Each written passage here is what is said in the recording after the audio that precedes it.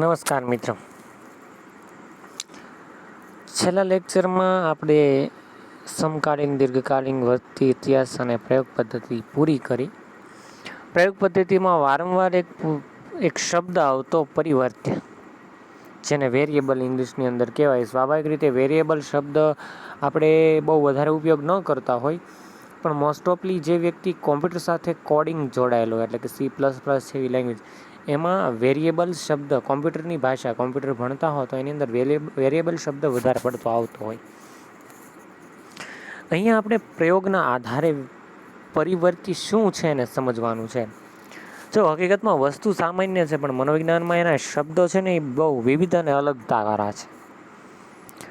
અહીંયા આપણે છે એ પરિવર્ત્ય એટલે અહીંયા આપણે એક વ્યાખ્યા આપી છે, ટૂંકી વ્યાખ્યા આપી છે એના અર્થમાં, કે ભાઈ પરિવર્ત્ય એટલે એવી પરિસ્થિતિ કે પરિબળ કે જે ઘટના જેમાં પરિવર્તન થઈ શકે.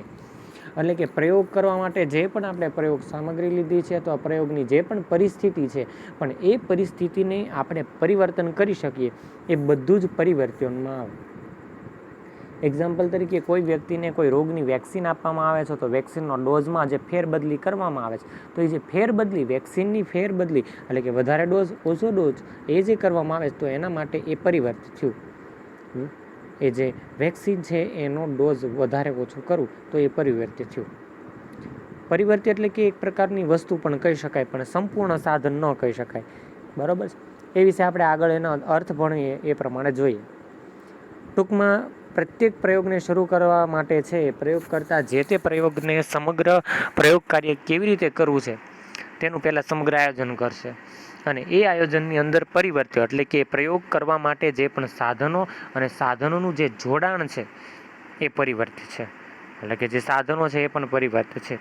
કારણ કે સમગ્ર પ્રયોગની અંદર છે એ પરિવર્તનનું યોગ્ય રીતે છે, વેરિયેબલ્સ, એટલે કે જે વસ્તુ છે એ એક્ઝામ્પલ તરીકે તમારે દારૂની વ્યક્તિ ઉપર અસર જોવી હોય તો દારૂ એ પરિવર્ત્ય થયું ગણાય. હવે પરિવર્ત્ય આપણે બે રીતે જોવાનું છે. એક તો સ્વતંત્ર પરિવર્ત્ય અને બીજું આધારિત પરિવર્ત્ય. સ્વતંત્ર પરિવર્તન એટલે કે એવું પરિવર્તન કે જેની અંદર તમે તમારા પ્રયોગકર્તા મુજબ, એટલે કે તમારે જે રીતે પ્રયોગ કરવો છે અથવા જે પ્રયોગકર્તા છે એ પોતાની મુજબ એમાં વધારો, ઘટાડો કે ફેરફાર કરી શકે, એને સ્વતંત્ર પરિવર્તન કહેવાય છે. એટલે કે આ પરિવર્તન હાજર પણ રાખી શકે અને ગેરહાજર પણ રાખી શકે. એક્ઝામ્પલ તરીકે તમારે છે એ ઉકળતા પાણીની અંદર છે એ અલગ અલગ મસાલા કઈ રીતે કામ કરે એ જોવું હોય, એક્ઝામ્પલ આમને આપું છું, તો એમાં તમે મીઠું નાખો ને મીઠું નોય નાખો, એ સ્વતંત્ર પરિવર્તન થયું. પણ ત્યાં આગ એ સ્વતંત્ર પરિવર્તન ન કહેવાય, આગ તો જરૂર પડશે જ.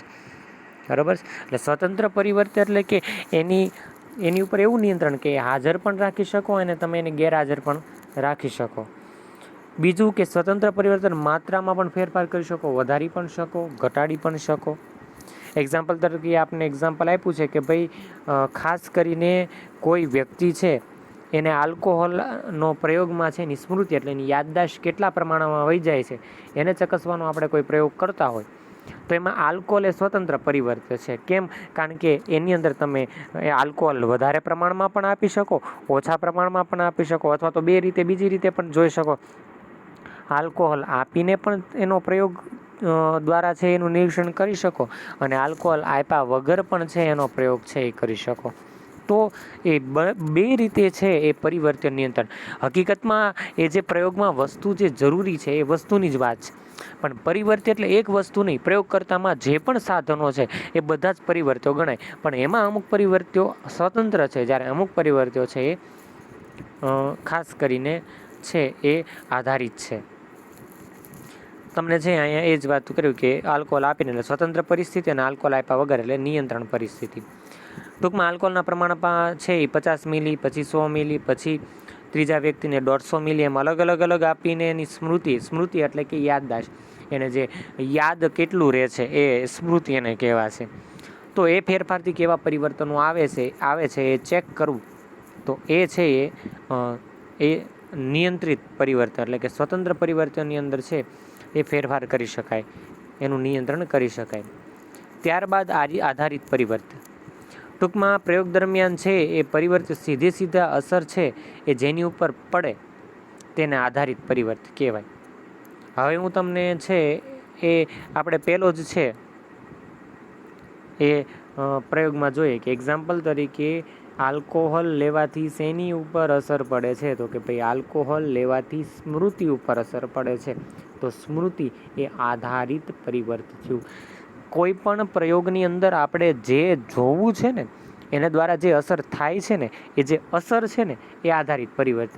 આલ્કોહોલ દ્વારા, આલ્કોહોલ એક સ્વતંત્ર પરિવર્ત છે, એની દ્વારા અસર કોની ઉપર થાય છે, તો કે સ્મૃતિ ઉપર જે અસર થાય છે એ કેવું પરિવર્ત થયું, આધારિત પરિવર્ત છે એ તરીકે ઓળખવામાં આવે છે. ટૂંકમાં આધારિત પરિવર્ત છે એ પ્રયોગનું પરિણામ કહે છે. ટૂંકમાં આધારિત પરિવર્ત એટલે એ પરિણામ. સ્મૃતિની ઉદાહરણ તરીકે ઊંઘનું આપણે પહેલાં એક્ઝામ્પલ લીધું હતું કે ઊંઘની ટીકડી કોઈને ખવડાવવામાં આવે અને એ ઊંઘની ટીકડી ખવડાવી, એ ઊંઘની ટીકડી એ સ્વતંત્ર પરિવર્ત છે. જ્યારે એના દ્વારા કેટલી ઊંઘ આવે છે, એ ઊંઘ છે એ આધારિત પરિવર્ત્ય છે. આપણે અંદર એક્ઝામ્પલમાં પણ એનું એ જ આપ્યું છે. એટલે કે આની અંદર કોઈ પણ ફેરફાર કરી શકાતો નથી. જે રિઝલ્ટ છે એ જ રિઝલ્ટ છે. કેવું ખબર છે, એક્ઝામ્પલ તરીકે તમે પેપરની અંદર 100 માર્કનું પેપર હોય તો તમે 50 માર્કનું આવડે તો એ લખી શકો, 90નું આવડે તોય લખી શકો, 100 માર્કનું આવડે તોય લખી. એ સ્વતંત્ર પરિવર્ત છે. તમને આવડે, દરેક વ્યક્તિ પોતાની રીતે એ પેપર લખી શકે કારણ કે એ સ્વતંત્ર પરિવર્ત છે. પણ રિઝલ્ટ એ આધારિત પરિવર્ત છે. પછી રિઝલ્ટમાં ચેન્જ ન થાય કે ભાઈ મારે 51% જ આવ્યા તો હું એમાં 100% કરી નાખું, બરાબર. તો એ શું થયું, એ આધારિત પરિવર્ત છે. ત્યારબાદ નિયંત્રિત પરિવર્ત એટલે કે કંટ્રોલ વેરિયેબલ. પ્રયોગ દરમિયાન છે એ પરિવર્તનની સીધી અસર ચકાસવા માટે સ્વતંત્ર પરિવર્ત સિવાયના જે પરિવર્તિઓ આધારિત પરિવર્તિઓ પર જાણે કે અજાણે અસર કરી શકે તે પરિવર્તનનું પ્રયોગ દરમિયાન પ્રયોગકર્તા દ્વારા નિયંત્રણ કરવામાં આવે છે. હવે તમે આ વાંચવા જાઓ ને એટલે ગોટે ચડી જાઓ આમથી આમ, બરોબર છે. અહીંયા વાત એ કરી છે કે જે સ્વતંત્ર પરિવર્ત છે કે જેમાં ફેરફાર કરી શકાય એ સિવાયના જેટલા પણ પરિવર્તિઓ છે એ બધા જ પરિવર્તિઓ નિયંત્રિત પરિવર્તિઓમાં આવશે. પહેલાં આપણે જોયું જેના દ્વારા, જે વસ્તુ દ્વારા પ્રયોગમાં કંઈક ફેરફાર કરવામાં આવે છે એના દ્વારા કંઈક રિઝલ્ટ આવશે, એ સ્વતંત્ર પરિવર્ત છે. જેના દ્વારા જે રિઝલ્ટ આવે છે છેલ્લે જે આપણે જોવા મળે છે, દારૂથી સ્મૃતિ ઉપર અસર, તો એ સ્મૃતિ ઉપર અસર એ આધારિત પરિવર્ત છે. જ્યારે નિયંત્રિત પરિવર્ત છે એ એવું પરિવર્ત છે કે બંને સિવાયનો જેટલી બાબતો છે એ બધી જ છે એ નિયંત્રિત પરિવર્ત છે. એટલે કે જેની અંદર પ્રયોગકર્તા દ્વારા એનું નિયંત્રણ કરવામાં આવે. ખાસ કરીને એની શુદ્ધ ચકાસણી કરવા માટે છે એ નિયંત્રણ પરિવર્ત છે એ યોગ્ય હોવું જરૂરી છે. જો આપણે શુદ્ધ રીતે એટલે કે વ્યવસ્થિત રીતે છે એ કોઈ પ્રયોગનું અંતે આપણે કોઈ સફળતા અથવા તો જે હેતુ છે એ આપણો સાબિત નહીં થાય તો એમાં નિયંત્રિત પરિવર્ત છે એ થયું નથી, નિયંત્રણ એનું થયું નથી અને પ્રયોગમાં ભૂલ છે એ સાબિત એની અંદર થશે અથવા પ્રયોગમાં ભૂલ દેખાશે. ટૂંકમાં જેમ જેમ પરિવર્તન થશે, હું તમને છે એ આપણા વિજ્ઞાનના પ્રયોગ દ્વારા સમજૂતી આપીએ. હા, એક્ઝામ્પલ તરીકે આપણે પરીક્ષાની વાત કરીએ ને કે તમે પેપરમાં લખો છો બૌદ્ધિક શક્તિ દ્વારા, તો એ છે એ સ્વતંત્ર પરિવર્ત છે. રિઝલ્ટ આવે છે કયું પરિવર્ત છે, રિઝલ્ટ આવે છે એ છે એ આધારિત પરિવર્ત છે. પણ તમે જે પેન વાપરો છો જેના દ્વારા ચેકિંગ થાય છે ને જેની દ્વારા છે એ અથવા તો જે તમારું પેપર જોવે છે એ નિયંત્રક પરિવર્ત છે. પેપર ચેક કરનાર ને કઈ રીતે માર્ક અપાય એનું નિયંત્રણ છે ને એના આધારે છે એ આધારિત પરિવર્તનની રચના થશે. એટલે આ આધારિત પરિવર્ત છે. ટૂંકમાં આપણે એક પ્રયોગ આપ્યો છે અને પ્રયોગ દ્વારા આ ત્રણેય વસ્તુને સમજાવી છે. ખાસ કરીને છે એ થિયામીનની વ્યક્તિ બુદ્ધિશક્તિ પર થતી અસર તપાસવા માટેનો પ્રયોગ છે. થિયામીન એક પ્રકારની એવી દવા છે કે જેના દ્વારા વ્યક્તિને છે અમુક મનોશારીરિક રીતે છે એ થિયામીનનો ડોઝ આપવામાં આવે છે કે જેનાથી છે એ બાળકની છે બુદ્ધિશક્તિ છે એ વધારવા માટે, અમુક માનસિક રીતે પછાત હોય તો એ લોકોને મનોવૈજ્ઞાનિકો થિયામીનના ડોઝ આપે છે. તો હવે થિયામીન છે એની અસર તપાસવા માટે છે એ પ્રયોગમાં જે થિયામીન છે એ સ્વતંત્ર પરિવર્તક છે, કારણ કે થિયામીનનો ડોઝ તમે વધારી પડો ઓછો કરી શકો. જે ખાસ રીતે છે એ દરેક ટૂંકમાં જે પ્રમાણે વ્યક્તિ સામે શું ઉંમર છે, કેવી એની પરિસ્થિતિ છે, એના આધારે થિયામીન આપવામાં આવે. એટલે થિયામીન એ સ્વતંત્ર છે, બરાબર છે. એના દ્વારા છે એ થિયામીન સ્વતંત્ર પરિવર્તન છે એ આપણને અહીંયા બતાવ્યું જો કે થિયામીન એ સ્વતંત્ર પરિવર્તન છે. જ્યારે બાળકની બુદ્ધિશક્તિ છે એ આધારિત પરિવર્તન છે, કારણ કે આપણે ફેરફાર શેમાં થવાનો છે? બાળકની બુદ્ધિશક્તિમાં ફેરફાર થવાનો છે. એટલે કે છે એ જે થિયામીન છે એ થિયામીન એ સ્વતંત્ર ચલ છે અથવા સ્વતંત્ર પરિવર્ત છે. જ્યારે એની બુદ્ધિશક્તિ છે બાળકની એ આધારિત પરિવર્ત છે. પરંતુ થિયામીન અને બુદ્ધિશક્તિ સિવાયના જે પણ છે, ઉદાહરણ તરીકે ટૂંકમાં જે અસર છે એ અન્ય તમામ પરિવર્ત્ય છે એ સંપૂર્ણપણે નિયંત્રણ કરવા અનિવાર્ય છે. એટલે કે ઉદાહરણ તરીકે 6 વર્ષ હવે એક બાળક છે એને આપણે થિયામીન આપ્યું, એનું બુદ્ધિશક્તિનું માપન કરવામાં આવે. એટલે પછી બાળકને લગભગ 6 માસ સુધી, એટલે કે પહેલાં જ્યારે એને થિયામીન દેવાની શરૂઆત કરવામાં આવે એ પહેલાં એનું છે એ બુદ્ધિઆંક માપવામાં આવે છે કે ભાઈ એની બુદ્ધિશક્તિ કેટલી છે. ત્યારબાદ એને 6 મહિના સુધી છે એ થિયામીન આપવામાં આવે છે. એ થિયામીન આપ્યા બાદ છે એ બાળકની બુદ્ધિશક્તિનું ફરીથી માપન કરવામાં આવે છે. અને બાળકની બુદ્ધિશક્તિ જે પહેલાં કરતાં વધુ આવે તો થિયામીન બાળકની બુદ્ધિશક્તિ પર છે અસર કરી એમ કહેવાય, બરાબર. એટલે કે થિયામીન દ્વારા બુદ્ધિશક્તિ વધી એવું સાબિત થાય. આ અભ્યાસ છે એ લાંબા સમયનો અને દીર્ઘકાલીન હોવાથી તે બાળકની બુદ્ધિશક્તિ પર થિયામીનની અસર થઈ છે તે ઉંમર વધવાથી બાળકની બુદ્ધિશક્તિ વધી છે તે નક્કી કરી શકાતું નથી. બીજું એવું પણ હોય 6 મહિના સુધી બાળક 6 મહિને આપણે એનું જોયું તો થિયામીનની અસરથી પણ બુદ્ધિશક્તિ વધી હોય, અથવા તો એવું પણ બને કે બાળકની 6 મહિનાની ઉંમર વધી છે તો એના હિસાબે પણ એની બુદ્ધિશક્તિ વધી હોય. તો આ જે મર્યાદા છે, એટલે ટૂંકમાં થિયામીન આપવું અને બુદ્ધિશક્તિ વધવી એ સિવાયની જે બાબતો છે એ બધું જ નિયંત્રિત પરિવર્ત છે. 6 મહિનાનો સમયગાળો આપણે લીધો, નિયંત્રિત પરિવર્ત છે, બરાબર છે. પરંતુ આ પ્રયોગની અંદર છે એ ખાસ કરીને ઘણી બધી મર્યાદા જો દૂર કરીએ 2 જૂથ ઉપર છે, એટલે કે પછી જે મનોવૈજ્ઞાનિકે આ પ્રયોગો કર્યા તો એ પ્રયોગના આધારે છે અંતે પછી એને આ મર્યાદા જોવા મળી. ભાઈ એવું પણ બને કે 6 મહિના સુધી છે એને આપ્યું, એની ઉંમર વધી 6 મહિના, અને એના હિસાબે છે એ વ્યક્તિની અંદર બૌદ્ધિક શક્તિ વધી હોય, બાળકની અંદર થિયામીનની અસર ન પણ થઈ હોય એવું પણ બને. તો એ મર્યાદાને દૂર કરવા માટે થોડુંક પ્રયોગમાં ચેન્જીસ કર્યું. એણે આ પ્રયોગ 2 જૂથ ઉપર કર્યા. બંને જૂથને આંતરવ્યક્તિગત પરિવર્ત્યો એટલે કે છે એ ઉંમર, જાતિ, શૈક્ષણિક લાયકાત, સામાજિક આર્થિક સ્તર દ્રષ્ટિએ સમતુલિત કરી. એટલે બધું સરખું, બધાને 6 મહિના સુધી બધું સરખું આપવામાં આવ્યું. શિક્ષણ પણ સરખું, એ જે રહે છે બધું ટોટલી વસ્તુ સરખું આપવામાં આવ્યું. અને એક જૂથને, નિયંત્રિત જૂથને છે થિયામીન આપ્યા વગર તે જૂથની બુદ્ધિશક્તિનું માપન કરવામાં આવ્યું. એટલે થયું શું કે એક જ ઉંમરનો એક જ સમાન 2 જૂથ લીધા અથવા 2 વ્યક્તિ લીધા, ચાલો ને. એક વ્યક્તિને થિયામીન આપીને એ પરિસ્થિતિમાં રાખવામાં આવે અને એવી જ પરિસ્થિતિમાં થિયામીન આપ્યા વગર બીજા બાળકને રાખવામાં આવે. એટલે એને શિક્ષણ પણ એવું જ મળે, ઉંમર પણ એની એનું વાતાવરણ પણ એનું એ જેમ પેલો ખાય છે એ જ આ ટોટલી વસ્તુ પહેલાં જેવી જ. પણ એકને થિયામીન આપવામાં આવે છે અને એકને થિયામીન આપવામાં આવતું નથી.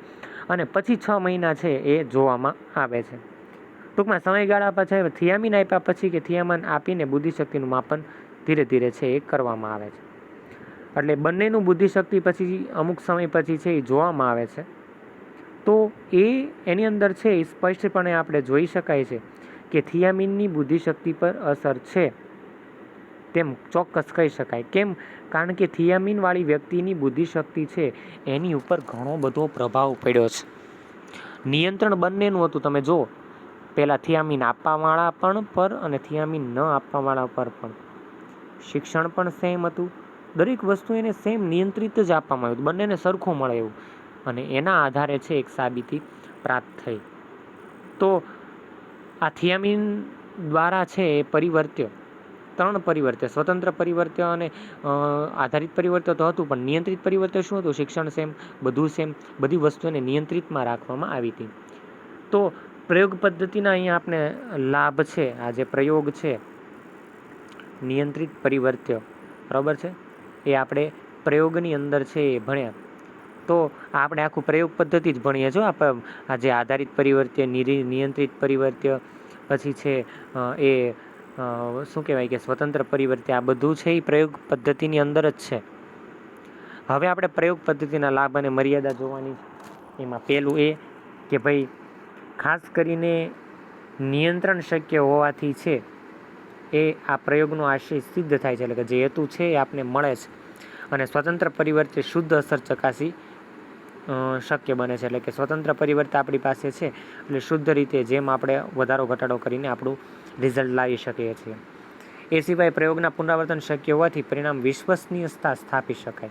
એટલે કે આ પ્રયોગની અંદર છે એ પ્રયોગ કરતાં વારંવાર વ્યવસ્થિત રીતે બધા જ પરિવર્તનોની ઝીણવટપૂર્વક અને વારંવાર પ્રયોગ કરવાથી પુનરાવર્તન કરીને છે એ સાચામાં સાચું આપણો હેતુ લાવી શકાય છે.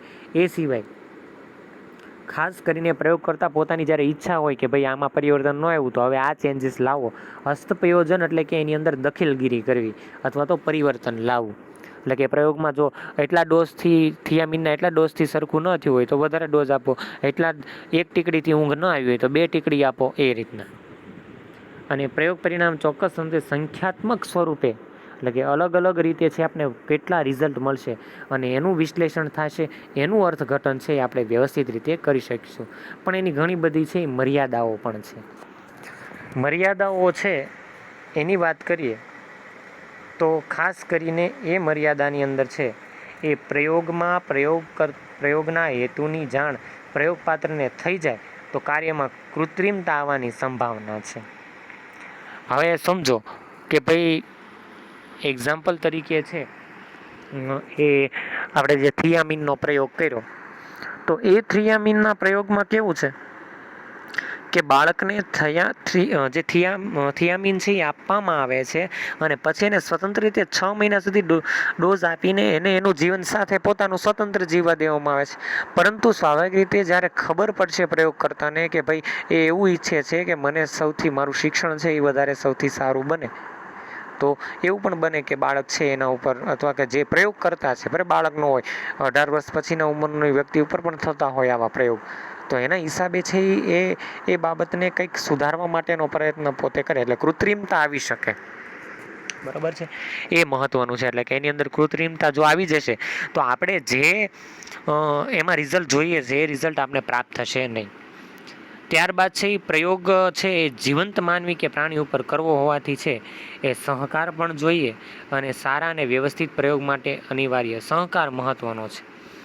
કારણ કે જો એ સહકાર ન આપે તો એના હિસાબે પ્રયોગ થશે જ નહીં. એ કોઈ આપણે એમ કીધું હોય કે ભાઈ તમારે આ એટલું વસ્તુ કરવાનું, કે ભાઈ 2 પ્રયોગ કરતાં સાથે થાય છે કે ઓલાને આમ કીધું છે તમારે પણ એટલું જ વસ્તુ ખાવાનું, એને આ વસ્તુ ખાવાનું કીધું, તો પ્રયોગ કરતા છે એ સહકાર નહીં આપે અને જે ખાવાનું ના પાડી છે એ પણ ખસે, તો આપણો જે પ્રયોગ છે એની અંદર છે અડચણ ઊભી થઈ જાય. એટલે પહેલું વસ્તુ એ જીવંત માનવી અને પ્રાણી ઉપર આ પ્રયોગો થાય છે, એટલા માટે એનું એ જે માનવી કે પ્રાણી છે એનો સહકાર આપવો ખૂબ જરૂરી છે. એના સહકાર વગર છે એ ક્યારેય છે એ શક્ય બને નહીં. અને છેલ્લું એ છે કે ખાસ કરીને છે એ પ્રયોગ કરતા નૈતિક, કાનૂની અને સામાજિક બાબતોનું છે એ બંધન કરતા બની શકે છે.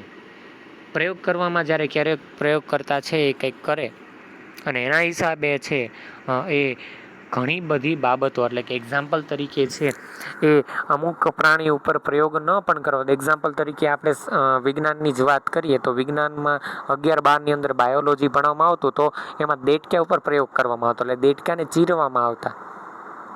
તો એ નૈતિક, એટલે કે જૈન ધર્મના નૈતિક મૂલ્યો ઉપર ઠેસ પહોંચતી હતી અને એના હિસાબે છે એમણે એક આખો છે એક ઠરાવ પસાર કરાવ્યો અને જે 11-12 લેવલે છે એ બધું બંધ કરાવરાયું. બરાબર છે. તો અમુક વખત એવું પણ બને કે કાનૂની નિયમો લાગુ પડે, અમુક પ્રાણીઓને આપણે ઉપયોગ ન કરી શકીએ, માનવીના અમુક કાનૂની નિયમો અથવા તો છે એ અલગ અલગ છે એ સામાજિક બંધનોના હિસાબે પણ છે એ પ્રયોગ ઉપર છે ઊંધી અસર થઈ શકે છે. એટલે એ પણ એમાં મહત્વનું છે. જો એ બાબત નડશે એક્ઝામ્પલ તરીકે છે એ દરેક બાબતોને સંપૂર્ણ રીતે છે એ નૈતિક બાબતો અથવા તો છે બીજી બાજુ છે એ પ્રયોગકર્તાના છે એ કાનૂની અને સામાજિક મૂલ્યો પણ જરૂરી છે. એક્ઝામ્પલ તરીકે આજે છે એ કોરોનાની વેક્સિન એટલે કે કોરોનાની વેક્સિન બનાવી રહ્યા છે તો એના માટે 10,000 રજિસ્ટ્રેશન થયા કે લોકો પોતાને છે, જેમાંથી 100 વ્યક્તિને જ છે અત્યારે એની ઉપર ટ્રાયલ થઈ રહ્યો છે. તો એ બાબત છે એ પણ એમાં સૌથી મોટી બંધનકર્તા છે કે ભાઈ કોઈ નૈતિક મૂલ્યો નડે, કોઈ કાનૂની નિયમો નડે અથવા સામાજિક બાબતો પણ નડે. ઉદાહરણ તરીકે આપણે વાંદરા ઉપર કે પ્રયોગ કરતા હોય તો કોઈ વ્યક્તિ વિરોધ પણ કાનૂની રીતે કરી શકે કે ભાઈ તમે એ વ્યક્તિને છે એ કોઈ મૂંગા પ્રાણીને હેરાન ન કરે. આપણા ફોરેસ્ટ નિયમ પ્રમાણે છે એ આપણે કોઈ પ્રાણીને છે કાનૂની નિયમ વગર છે એ આપણે એનો ઉપયોગ પ્રયોગની અંદર છે એ કરી શકતા નથી. એટલા માટે છે એ બાબત પણ અહીંયા અનિવાર્ય છે. એટલે પ્રયોગ એ બાબત છે કે જેની અંદર ઘણી બધી મુશ્કેલીઓ છે પણ એની સામે છે એ આપણી પાસે લાભ વધારે છે અને એના જ હિસાબે છે આ ચેપ્ટરની અંદર આ સૌથી મોસ્ટ આઈએમપી પ્રશ્ન કહી શકાય. કારણ કે પ્રયોગ પદ્ધતિ એ મનોવિજ્ઞાનને એક વિજ્ઞાન સ્વરૂપે છે એ ઉભરી આવે છે અને એ બાબત છે એની અંદર સૌથી મહત્ત્વની છે. તો એ પ્રયોગ પદ્ધતિ પછી હવે આપણે છે એ ભણવાનું છે એ પ્રશ્નાવલી પદ્ધતિ. પ્રશ્નાવલી પદ્ધતિને છે એ આપણે ભણવાનું. સ્વાભાવિક રીતે એની થોડીક માહિતી હું તમને આમનામ આપું કે ભાઈ પ્રશ્નાવલી પદ્ધતિ છે એ સામાન્ય પ્રશ્નો પૂછવામાં આવે અને સામે ઉત્તરદાતા છે એટલે કે જે ઉત્તર આપનાર છે એ ઉત્તર આપે છે. તો આપણે પ્રશ્નાવલી પદ્ધતિ છે એ મારે તમને પૂછવાની છે. કેમ કે પ્રશ્નાવલી પદ્ધતિ આપણે ભણવાના છે તો એક પ્રશ્ન તો બને જ છે. તો આજે હું તમને એક પ્રશ્ન પૂછું છું. એ પ્રશ્ન એવું પૂછું છું, હું તમને એક સિચ્યુએશન આપું છું ને એ સિચ્યુએશન પ્રયોગનું કયું નિયંત્રણ આપે છે અથવા તો પ્રયોગના 4 જે લક્ષણો છે એ લક્ષણોમાંથી કયું લક્ષણ એને લગશે. 4 જે લક્ષણો છે એમાંથી કયું લક્ષણ છે એ એમાં લાગુ પડશે એને તમારે છે ભલે વોટ્સઅપ ભાષામાં ઇંગ્લિશ શબ્દમાં જ લખવાનું છે. કોમેન્ટ બોક્સની અંદર તમારે જણાવવાનું છે. ખાસ કરીને એક્ઝામ્પલ તરીકે છે એ કોઈ કંપની છે એ કોરોનાની વેક્સિન બનાવી રહ્યું છે. તો એ વેક્સિન બનાવે છે અને એના માટે છે એ ગુજરાતના 10 વ્યક્તિઓને લીધી છે અને એ 10 વ્યક્તિઓ છે એના ઉપર રિસર્ચ થઈ અને ગવર્મેન્ટે એવું કીધું કે આ 10 વ્યક્તિ ઉપર જો સફળ થશે અને કોઈ પ્રોબ્લેમ નહીં આવે તો તમારી દવાને છે, તમારી જે વેક્સિન છે એને અમે બજારમાં આવવા દઈશું. કંપની ખુદની છે, ડૉક્ટરો પણ ખુદના છે એટલે કે સ્વાભાવિક રીતે એવું બને. હવે હકીકતની અંદર એ 90 દિવસ પછી સુધી છે એ પ્રયોગ કરતા છે એની ઉપર ઉપયોગ થાય છે. 9 જણાને સંપૂર્ણ રીતે કોરોનાની કોઈ અસર થતી નથી પણ 10મો વ્યક્તિ છે એને ઘણી વખત વેક્સિન આપ્યા છતાં પણ ક્યારેક કોરોના છે એની અસર થઈ જાય છે, પોઝિટિવ આવી જાય છે. પછી એને મેડિસિન આપીને ફરીથી સરખું કરવામાં આવે છે. ફરી વખત છે એ વેક્સિન તો આપી દીધી છે પણ એની ઉપર ફરી વખત કોરોનાની અસર થાય છે કે નહીં જોવા માટે ચેક કરવામાં આવે. ફરી વખત પણ એવું થાય છે કે ભાઈ બીજો ફરીથી જે હતો પહેલાં નહીં પાછો એ 10 જણામાંથી પાછા 1 જણાને કોરોના પોઝિટિવ થાય છે, બાકી કોઈને થતો નથી.